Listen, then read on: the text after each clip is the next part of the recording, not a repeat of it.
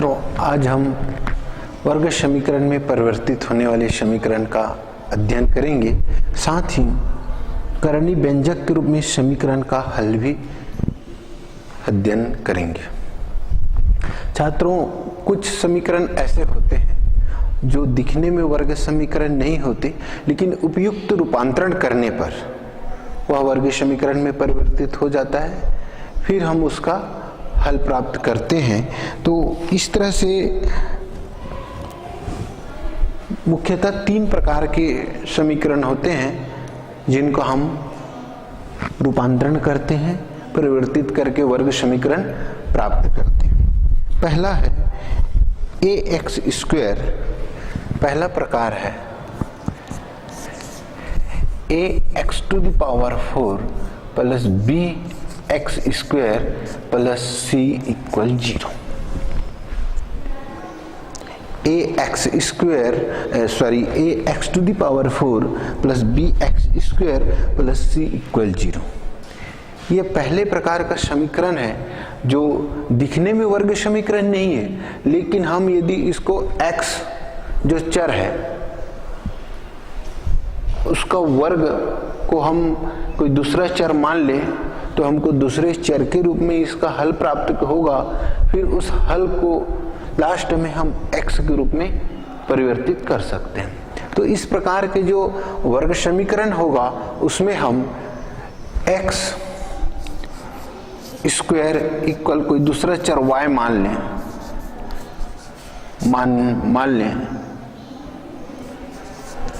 लें तो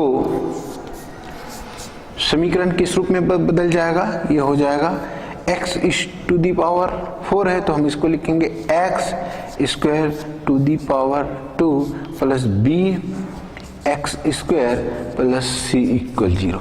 जहां पर x स्क्वायर है उसके जगह हम एक दूसरा चर रखेंगे y स्क्वायर, यहां पर रखेंगे तो ये हो जाएगा by प्लस c इक्वल 0। अब देखिए, ये जो समीकरण हमको किस रूप में दिखाई दे रहा है? वर्ग समीकरण के रूप में। अब इस वर्ग समीकरण का हम y के रूप में हल प्राप्त करेंगे। y के रूप में 2 हल प्राप्त होगा, हमको 2 हल मिलेंगे y के रूप में। इन दोनों हलों को हम फिर पुनः हम x के रूप में परिवर्तित करेंगे तो y के 2 मान प्राप्त हुए। यदि y1 और y2 तो हम इसे x के रूप में लिखेंगे तो ये हो जाएगा root y1 and root y2। पहला प्रकार का जो वर्ग समीकरण है जिसको परिवर्तित करना है वो x की अधिकतम घात 4 होती है। तो 4 होने पर हम एक दूसरा चर मान लेंगे x स्क्वायर इक्वल 4 मानेंगे तो ये इस रूप में परिवर्तित हो जाएगा, एक वर्ग समीकरण बन जाएगा। वर्ग समीकरण बनेगा, उसको हम y के रूप में हल प्राप्त करेंगे। 2 मान मिलेगा। इन दोनों मानों को हमको x की, चूंकि हमको x के रूप में ये समीकरण दिया गया है तो जो मान प्राप्त हुआ है उसको भी हम x के रूप में ही हम प्राप्त करेंगे। तो x स्क्वायर इक्वल y है तो x का मान निकालने के लिए स्क्वायर रूट हो जाएगा, रूट y। तो ये दोनों मानों का हम क्या निकालना पड़ेगा? Square root. तो ये x के रूप में हमें प्राप्त हो जाएगा। ये पहले प्रकार का समीकरण है। इसका हम एक एग्जाम्पल प्रश्न देखते हैं।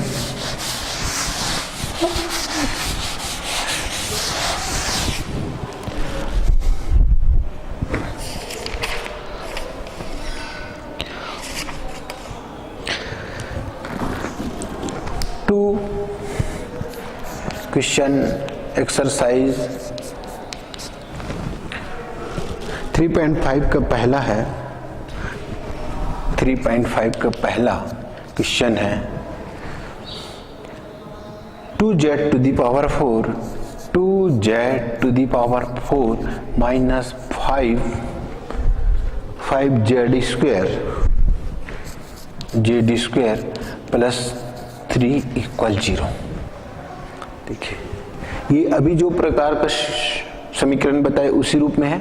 हम उसको हल करेंगे। हल दिया गया समीकरण, दिया गया गया समीकरण है 2z² minus 5z² plus 3 equal 0 और z समीकरण में उपर्युक्त समीकरण में z² बराबर y रखने पर रख दीजिए तो क्या हो जाएगा 2, ये क्या होगा y² minus 5y plus 3 equal 0। इस रूप में परिवर्तित हो गया 2y² minus 5y plus 3 equal 0। अब हमको ऐसी दो संख्या चाहिए, अब इसको वर्ग समीकरण के गुणनखंड के रूप में इसको हल प्राप्त कर सकते हैं। ऐसी दो संख्या चाहिए जिसको गुना करने पर 6 मिले और जोड़ने और घटाने पर 5 प्राप्त हो। तो ऐसी कौन सी संख्या है? संख्या है 2y² minus 3y minus 2y plus 3 equal 0। हमने ऐसी दो संख्या हमने बताया था कि गुणनखंड विधि से हल करने के लिए a और c जो वर्ग मानक समीकरण से तुलना करेंगे तो ये इसका वैल्यू a है, ये b है और c। a और c का गुणनफल यहाँ पे जो हम दो संख्या प्राप्त करेंगे उनके गुणनफल के बराबर। जैसे यहाँ पे 2 और 3 है, 2 और 3 का गुणनफल हुआ 6 और इसका संख्या का मान है 5। तो हम एक ऐसी संख्या प्राप्त करेंगे जिसको गुना करने पर 3 दूनी 6 और जोड़ने पर 5 प्राप्त हो। तो ये गुणनखंड विधि है। अब यहाँ से हम इसको दो के पेयर में बनाएंगे, यहाँ से हम कॉमन ले लेंगे, ये हो जाएगा y, तो ये हो जाएगा 2y माइनस 3।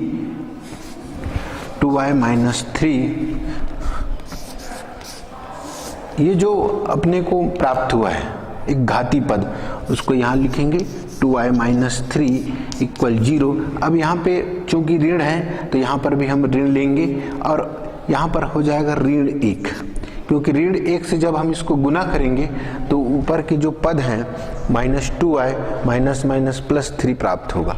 अब ये जो दो हमको एक घाती पद प्राप्त हुआ है उसको एक बार लिखेंगे और जो हमने कॉमन लिया है इस पद को एक ब्रैकेट में लिखेंगे। इस प्रकार हमें दो एक घाती गुणनखंड प्राप्त होंगे 2y minus 3 which implies that ये हो जाएगा y माइनस 1 इक्वल 0। हमारा जो परिवर्तित जो वर्ग समीकरण है और दो एक घाती गुणनखंड के रूप में प्राप्त हो गया, तो ये हो जाएगा 2y माइनस 3 और y माइनस 1। अब हम इसको दोनों एक घाती गुणनखंड को अलग अलग शून्य के रूप में रखेंगे, तो ये हो जाएगा 2y minus 3 equal 0 and y minus 1 equal 0। तो यहाँ पे y की वैल्यू प्राप्त हो जाएगी, y बराबर इसको पक्षांतर करेंगे माइनस 3 को तो ये प्लस 3 हो जाएगा विच इम्प्लाइज दैट 3, तो y बराबर होगा 3/2 और इधर हो जाएगा इसको पक्षांतर करेंगे तो 1। तो हमें y के दो मान प्राप्त हुए, एक तो y बराबर 1 और y इक्वल 2/3। लेकिन हमने क्या माना था, y की वैल्यू क्या माना था, z की वैल्यू माना था हमने z² माना था। हमने इस समीकरण को पहले परिवर्तित किया था, परिवर्तित करने के पश्चात हमने y के रूप में प्राप्त। अब हम y का मान z² रखकर हम z के रूप में समीकरण को प्राप्त करेंगे। हम यदि इस समीकरण को यहीं पर छोड़ देते हैं और हम z के रूप में प्राप्त नहीं करते तो इसका पर्याप्त हल नहीं होगा। तो ये जो y मान मिला है इस y को हमको z के रूप में लाना है, तभी इस समीकरण का हल होगा। हम यहाँ तक हल करके छोड़ देंगे तो ये संपूर्ण हल नहीं है, आधा हल है ना। ये कौन सा हल है, अपर्याप्त हल है, पर्याप्त हल नहीं है, सफिशिएंट सॉल्यूशन नहीं है। इसलिए इसको y और को हम किसके रूप में परिवर्तित करना पड़ेगा, z के रूप में हम इसको परिवर्तित करेंगे। तो इसको y का मान z रखने पर y का मान z² लेने पर क्यों ले रहे हैं? क्योंकि हमने मान के चला था जेड स्क्वायर इक्वल वाई, है ना। हमको जेड के रूप में समीकरण दिया है तो समीकरण का हल भी किस रूप में लाना है? जेड के रूप में लाएंगे ना, है ना। तो ये हो जाएगा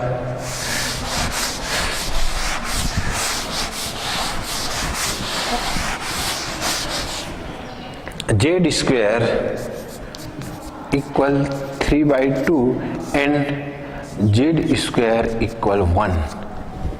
taking both the side square root, दोनों तरफ वर्गमूल लेने पर, दोनों पक्षों में वर्गमूल लेने पर ये हो जाएगा जेड इक्वल प्लस माइनस वर्गमूल 3/2 एंड हियर ये हो जाएगा जेड इक्वल प्लस माइनस वर्गमूल 1। जेड इक्वल प्लस माइनस वर्गमूल 1 मतलब जेड इक्वल प्लस माइनस 1 और जेड इक्वल प्लस माइनस वर्गमूल 3/2। अतः जेड के दो मान प्राप्त हुए, 4 मान प्राप्त हुए, एक बार प्लस में एक बार माइनस में। तो Z equal plus minus 1 and plus minus √3/2।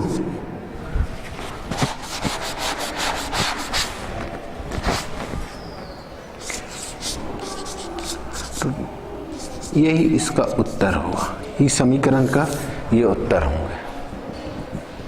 तो इस तरह से हमने पहले प्रकार जो परिवर्तित समीकरण का हल किया है।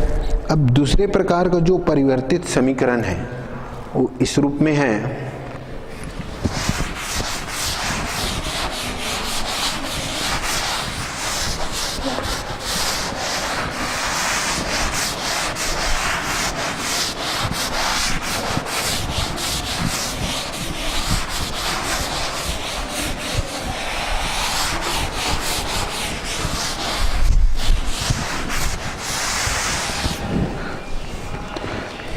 px plus qx, second type का जो समीकरण होता है px plus qx, q/x equal r, इस टाइप का समीकरण होता है। इस टाइप के समीकरण में जहां x नॉट इक्वल टू 0, जहां x कैसा होगा, जहां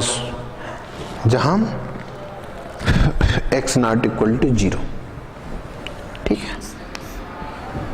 इस प्रकार के समीकरण को दिखने में वर्ग समीकरण दिखाई नहीं दे रहे, लेकिन हम इसको कैसे करेंगे, वर्ग समीकरण में बदलेंगे।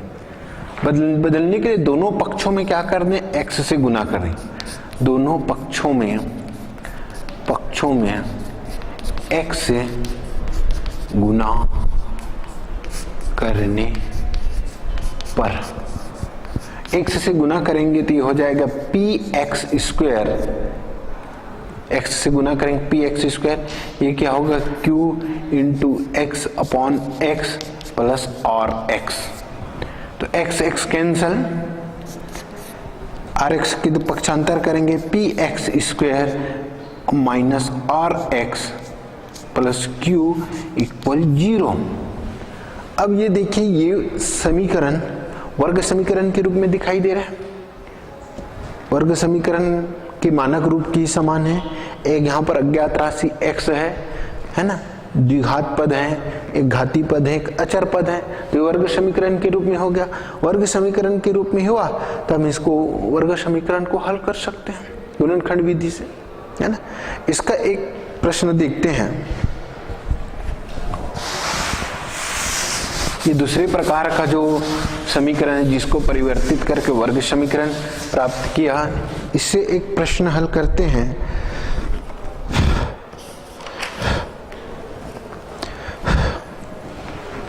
दस वाई, क्वेश्चन नंबर इसी एक्सरसाइज का 8, 10y equal 11 plus 6 upon 11 plus 6 upon y, ये इक्वेशन है, ये समीकरण है जो देखने में तो वर्ग समीकरण दिखाई नहीं दे रहा है, लेकिन हम जब इसको हल करेंगे, त्रिज्यीय गुणनफल वगैरह करेंगे तो हमें वर्ग समीकरण दिखाई देगा, है ना। 10y, एक बार पुनः प्रश्न को देख लें। 10y इक्वल 11 प्लस 6 अपान y। इसी प्रश्नवाली का क्वेश्चन नंबर 8 है, इसको हल करना है। तो देखिए,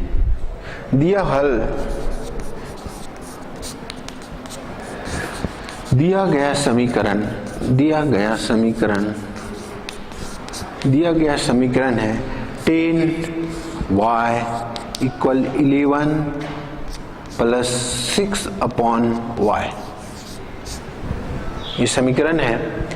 हम इस समीकरण के दोनों पक्षों में y से गुना कर दें। किससे गुना कर दें? हम जानते हैं समीकरण के दोनों पक्षों में किसी संख्या से गुना करें, भाग दें या जोड़ें, घटाएं तो उस समीकरण के मान में परिवर्तन नहीं होता। तो हम इस समीकरण को y से दोनों पक्षों में गुना करने पर, y से दोनों पक्षों में गुना करने पर कर दीजिए तो क्या हो जाएगा? ये y से गुना करोगे तो 10y स्क्वायर हो गया। 10y है, y से गुना करेंगे तो y स्क्वायर हो जाएगा। ये कितना हो जाएगा? 11y plus 6 upon y into y। तो y कैंसल, है ना। क्या मिलेगा आपको? Which implied dash 10y square equal 11y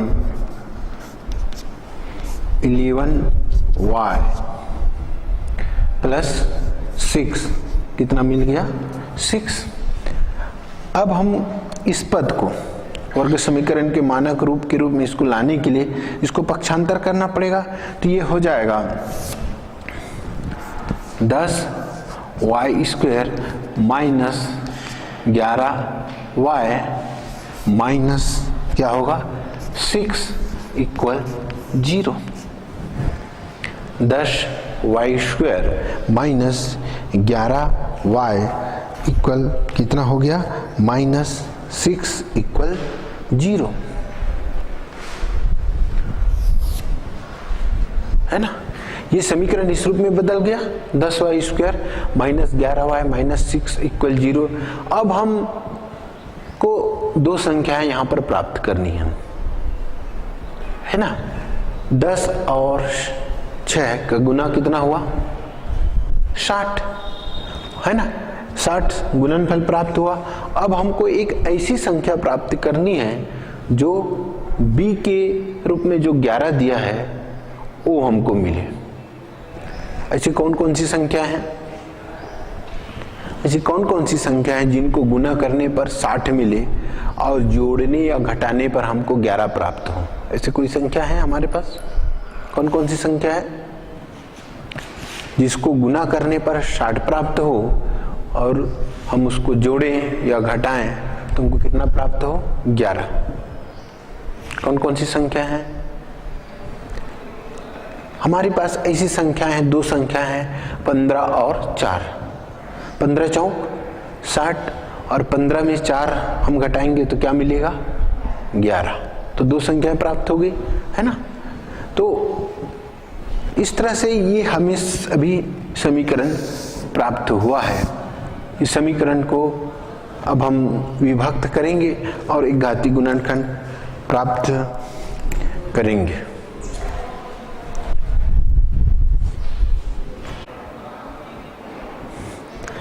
अब हम इस समीकरण को हल करेंगे। इसके लिए हमने दो संख्याएं प्राप्त किया है। दो संख्याओं 10 और 6 को गुना करने पर जो संख्या प्राप्त होगी उसको इस तरह से विभक्त करना है कि हमको जो एक घातीय पद के मान प्राप्त हो। तो ऐसी हमारी पास संख्या है 15 और 4। तो ये हो जाएगा 10y square minus 15y plus 4y minus 6 equal 0। यहां से हम कॉमन ले लेंगे, ये हो जाएगा 5 कॉमन लेंगे तो हो जाएगा 5y इक्वल 2y माइनस 3, और जो कॉमन आया है उसको यहाँ पर लिखेंगे 2y माइनस 3 इक्वल 0। अब एक चूंकि यहाँ पे प्लस है तो ये प्लस हो जाएगा, एक 4 है तो यहाँ पे 2 लेंगे तो 2 4y एंड माइनस एंड 2 3 जा 6, तो ये जाएगा 2, तो 2y माइनस 3। अब जो ये जो पद हैं उसको एक बार लेंगे 2y माइनस 3 एंड ये हो जाएगा 5y प्लस 2 इक्वल 0। अब दोनों को हम अलग अलग शून्य लिखेंगे तो ये हो जाएगा 2y minus 3 equal 0 and 5y plus 2 equal 0, तो ये y इक्वल हो जाएगा 3/2 एंड y इक्वल ये हो जाएगा माइनस 2/5। तो इस समीकरण के दो हल प्राप्त हुए, एक y इक्वल माइनस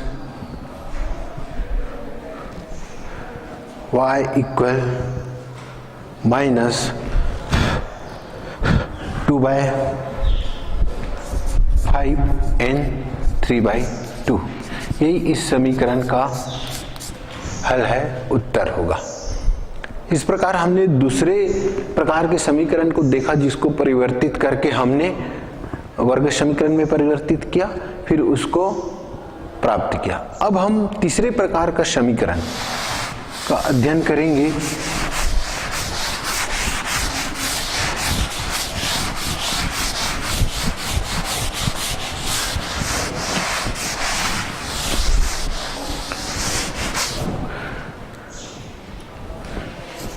तीसरे प्रकार का समीकरण करणी व्यंजक वाले रूप में समीकरण का हल करना। एक करणी घात के रूप में समीकरण रहते हैं, उसको हम हल करेंगे।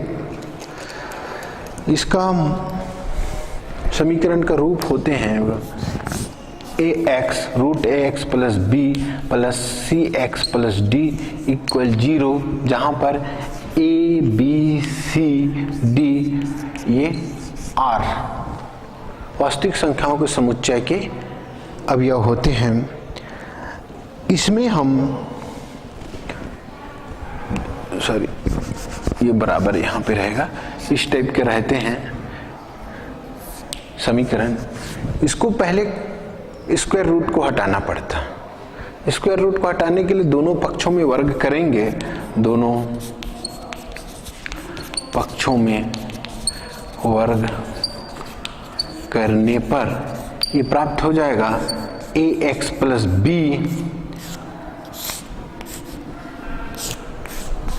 बराबर cx प्लस d का वर्ग।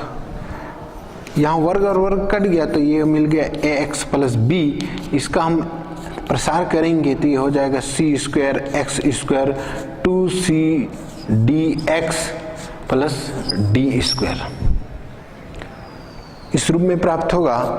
अब हम इस पद को ले जाएं उधर तो ये हो जाएगा c square x square plus 2c dx plus d square minus ax plus minus b equal 0। इस रूप में समीकरण प्राप्त हो जाएगा। समीकरण इस रूप में प्राप्त होगा। अब देखिए यहाँ पे वर्ग वाले पद आ गए तो ये हो जाएगा c स्क्वायर x स्क्वायर, यहाँ से x के पद हैं वहाँ से निकल जाएगा 2cd minus a into x plus d square minus b equal 0।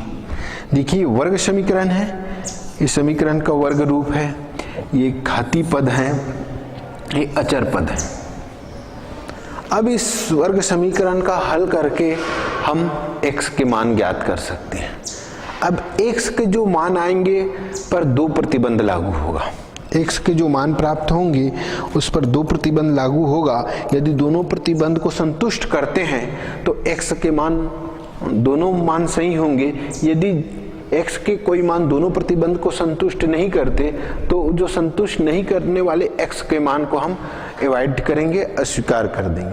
तो कंडीशन, इसके लिए कंडीशन होगा एक तो ax धन b greater than or equal 0 और दूसरा कंडीशन होगा C X plus D greater than or equal 0। इसके लिए दो प्रतिबंध होंगे x के लिए, जो यहाँ से x मान आएगा, यदि ये दोनों प्रतिबंधों को संतुष्ट करेगा तो वह x के दोनों मान सही होंगे। यदि x के दो मान में से कोई एक मान संतुष्ट करता है और एक मान संतुष्ट नहीं करता, तो संतुष्ट नहीं करने वाला जो मान होंगे उसको हम अस्वीकार करेंगे, उसको नेग्लेक्ट कर देंगे, और जो संतुष्ट करने वाले मान उसका हल होगा,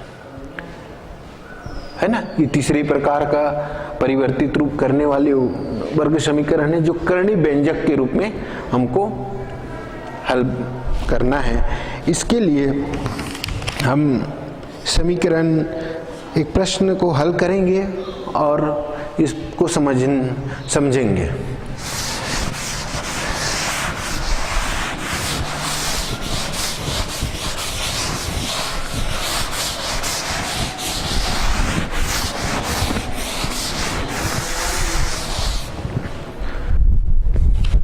प्रश्न है root 10 root 3x square minus 2 plus 1 equal 2x करणीय व्यंजक के रूप में दिया हुआ है। Root 3x square minus 1 and 1 plus 2x, इस रूप में समीकरण दिया हुआ है करणीय व्यंजक के रूप में। तो हम सबसे पहले जो करणीय से बाहर है उस पद को बराबर के उस पर ले जाएंगे। हल दिया गया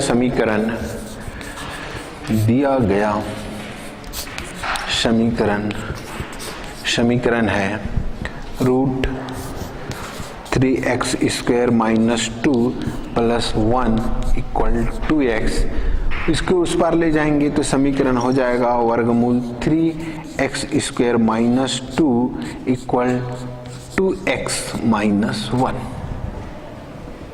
हमने जो अचर पद था उसको ले गया, बराबर की उसको ले गया। अब इस समीकरण का हमको हल प्राप्त करना है। इस समीकरण का हल प्राप्त करने के लिए हम इसके दोनों पक्षों को वर्ग में लेंगे और वर्ग करके हम वर्ग समीकरण प्राप्त करेंगे। दोनों पक्षों के समीकरण के दोनों पक्षों में वर्ग करने पर समीकरण के दोनों पक्षों में वर्ग करेंगे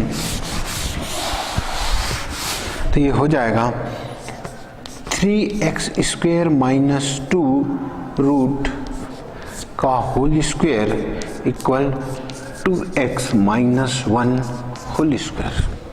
देखिए स्क्वायर और स्क्वायर रूट कैंसिल हो जाएंगे, क्या बचेगा 3x स्क्वायर माइनस 2 इक्वल ये हो जाएगा 4x square minus 4x plus 1।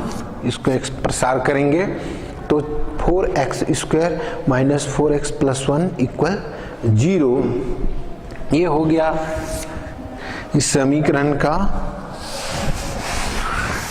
को हमने करणीय को हटा दिया।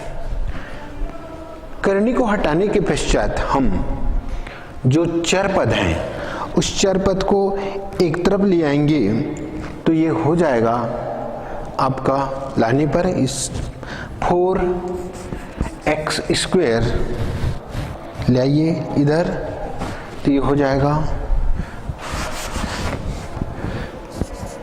3x स्क्वायर माइनस 2, उसको उधर ले जाएंगे तो minus 4x square plus 4x minus 1 equal 0। इस रूप में आ गया। और माइनस 4x स्क्वायर में 3x स्क्वायर माइनस हो जाएगा तो minus x square and 4x में 4x वैसे ही रहेगा 4x क्योंकि 4x एक ही पद है and minus 2 and minus 3 1 minus 3 equal 0, तो हम इसको यदि वर्ग समीकरण के मानक रूप में लें तो -1 से दोनों पक्षों में मल्टीप्लाई करने पर यह हो जाएगा x square minus 4x plus 3 equal 0। 4x square minus x square minus 4x plus 3 equal 0। अब ये वर्ग समीकरण में आ गया, परिवर्तित हो गया। हमारा समीकरण किस रूप में परिवर्तित हो गया? वर्ग समीकरण में। अब हम इस समीकरण का हल प्राप्त करेंगे। तो ऐसी कौन सी संख्याएं हैं जिसको यहाँ पर 1 है, यहाँ पे 3 है, गुना करने पर 3 मिले और जोड़ने पर कितना मिले? 4 मिले। कोई है ऐसी संख्या? है कोई संख्या जिसको गुना करने पर 3 प्राप्त हो और जोड़ने पर 4 मिले? है? कितना? 3 और 1। यस, राइट आंसर 3 और 1। 3 और 1 को हम गुना करेंगे तो 3 मिलेगा और 3 में जब हम 1 प्लस करेंगे तो कितना मिलेगा? 4। तो 3 और 1 है ना। हम इसको लिखेंगे x square minus 3x minus x plus 3 equal 0। हम यहां से x कॉमन ले लेंगे, x माइनस 3 है ना, और x माइनस 3 को हम यहाँ लिखेंगे और चूंकि यहाँ पे माइनस है तो इसलिए -1 यहाँ हो जाएगा इक्वल 0। अब चूंकि ये x माइनस 3 यहाँ पर है तो उसको हम एक बार ले लेंगे, x माइनस 3 ये हो जाएगा x माइनस 1 इक्वल 0। तो हम ये जो वर्ग समीकरण है दो एक घाती गुणनखंड के रूप में प्राप्त हो गए। अब इस दो एक घाती गुणनखंड है उसको हम अलग अलग शून्य के रूप में रखेंगे, अलग अलग शून्य के रूप में रखेंगे और x के मान प्राप्त करेंगे। अलग अलग शून्य के रूप में रखने पर x minus 3 equal 0 and x minus 1 equal 0। तो क्या प्राप्त हुआ? x इक्वल 3 और x इक्वल 1। x के दो मान प्राप्त हुए, एक तो x इक्वल 1 और x इक्वल 3। x के दो मान प्राप्त हुए, x इक्वल 1 और x इक्वल 3 है ना। अब देखते हैं x इक्वल 1 x इक्वल 3। यहां पर हम इसके लिए कंडीशन लगाएंगे। 3x स्क्वायर कंडीशन जो मान प्राप्त हुआ है वो सही है या नहीं। कंडीशन 1 क्या है? 3x square minus 2 greater than 0, greater than or equal 0, पहला कंडीशन। और दूसरा कंडीशन के लिए क्या होगा? 2x माइनस 1 है ना। 3x स्क्वायर ग्रेटर देन 0 मतलब हुआ कि 3x स्क्वायर ग्रेटर देन 2। इसका क्या मतलब हुआ?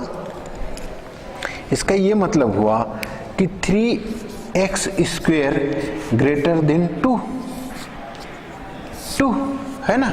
मतलब ये हुआ कि x स्क्वायर ग्रेटर देन 2/3। देखो x के 1 मान रखोगे तो भी 2/3 से बड़ा होगा, 3 रखोगे तो भी 2/3 से बड़ा होगा। x का मान 2/3 का मतलब हुआ 0.666 इस टाइप का, और 1 का मान रखोगे तो 1 इससे बड़ा है, और 3 रखोगे तो 3 का वर्ग 9, ये भी बड़ा है। मतलब x इक्वल राइट इस कंडीशन को सेटिस्फाई कर रही है।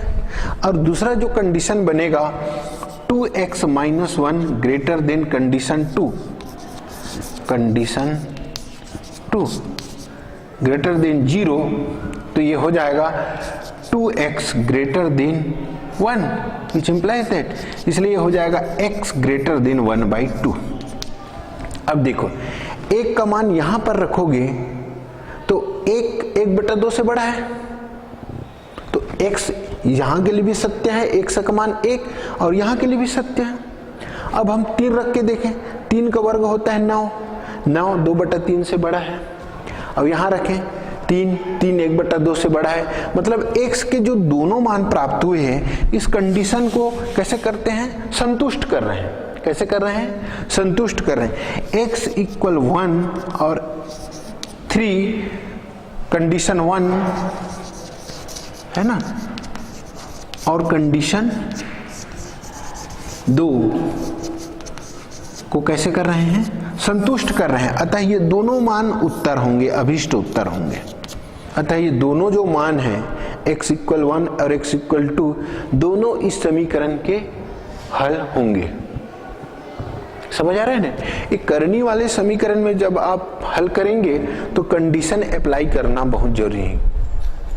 कंडीशन अप्लाई पर ही जो आपके x के मान निकलेंगे वो इस शर्त को पूरा करना चाहिए। जो शर्त को पूरा करेगा वो उस समीकरण का हल होगा, और जो शर्त को पूरा नहीं करेगा उस समीकरण का हल नहीं होगा।